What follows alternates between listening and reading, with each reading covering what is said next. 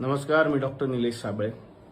सन्माननीय राशी चक्रकार शरद उपाध्ये सर यांच्याशी मला खरं तर थेट संवाद साधता आला असता, कारण त्यांचाही नंबर माझ्याकडे आहे, माझाही फोन नंबर त्यांच्याकडे आहे. परंतु काल सोशल मीडियामधूनच त्यांना व्यक्त व्हायचं होतं. त्यामुळे जरी मी सोशल मीडिया फार वापरत नसलो तरी सुद्धा जो काही आहे थोडाफार आहे तो आज वापरण्याची वेळ आली. मला नेहमी वाटायचं की सोशल मीडियावर आपण फक्त मनोरंजनाचे व्हिडिओ पोस्ट करत जाऊयात, जेणेकरून आपलं जे काम आहे लोकांना हसवणं तेवढंच आपण करूयात. पण कधीतरी असाही एक व्हिडिओ इन्फॉर्मेटिव्ह किंवा जे काही खरं घडलं होतं त्याचा एखादा व्हिडिओ करावा लागेल असं खरं तर मला वाटलं नव्हतं. पण ठीक आहे, वेळ असते आणि त्यावेळी त्या गोष्टी कराव्या लागतात. सन्माननीय शरद उपाध्ये सर, तुमची आणि माझी 1 ते 2 वेळा भेट झाली होती. कशी तीही मी प्रेक्षकांना सांगणार आहे. तुम्ही माझ्यासाठी गुरुतुल्य आहात, होतात, पुढेही राहाल.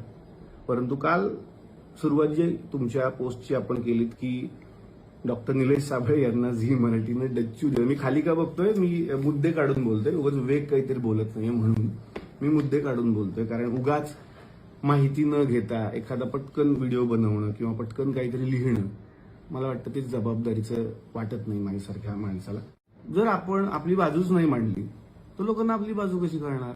म्हणून हा सगळा मी घाट घातलेला आहे या व्हिडिओचा. खरं तर आपण सुरुवात केली की झी मराठीनं डच्चू दिला, हकालपट्टी केली वगैरे वगैरे. मला फक्त एक प्रश्न विचारायचा आहे सर, की तुम्हाला यातली पूर्ण माहिती आहे का? किंवा बाहेर सुद्धा मीडियामध्ये लिहिणाऱ्यांना काय ते लिहू शकतात. युट्यूबवरती बरेच जणांचे स्वयंघोषित पत्रकारांचेही चॅनल आहेत. जे कुठली मोठी मोठी चॅनल आहेत त्यांचा मी रिस्पेक्ट करतो, पण स्वयंघोषित जे कोणी पत्रकार मुलं असतात, मुलंच म्हणतो मी त्यांना, जे आपापलं एक चॅनल करतात आणि त्याच्यावरती डच्चू दिला, हकालपट्टी केली, या सगळ्यांना एक महत्वाची इन्फॉर्मेशन द्यायची आहे. कार्यक्रमाला मी नाही म्हटलं. तुम्हाला कदाचित माहिती नसेल म्हणून म्हणतो की ही माहिती घ्यायला पाहिजे होती तुमच्यासारख्या एका मोठ्या गुरुतुल्य व्यक्तीनं. जेव्हा आपण एवढ्या मोठ्या सोशल मीडियाचा वापर करतो, सोशल मीडिया खूप मोठं नाव आहे, कारण तुम्हाला माझ्यापेक्षा जास्त लोक फॉलो करतात सर, आणि तुम्हाला मला तरी फॅन म्हणून फॉलो करतात, तुम्हाला गुरु म्हणून फॉलो करतात.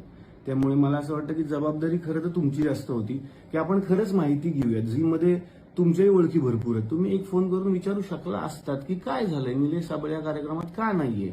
झी मराठीत सर अनेक लोक तुम्हालाही मानतात, त्यामुळे तुम्ही एखाद्या झी मराठीत फोन करून विचारायला पाहिजे होतं, माहिती घ्यायला पाहिजे होती की गेले जवळपास 6 महिने झी मराठीच्या अधिकृत व्यक्ती जे त्या हेड पदावरती आहेत त्यांनी मला अनेक वेळा फोन केले होते. मी नाव घेऊन बोलू शकतो, सन्माननीय रोहन राणे.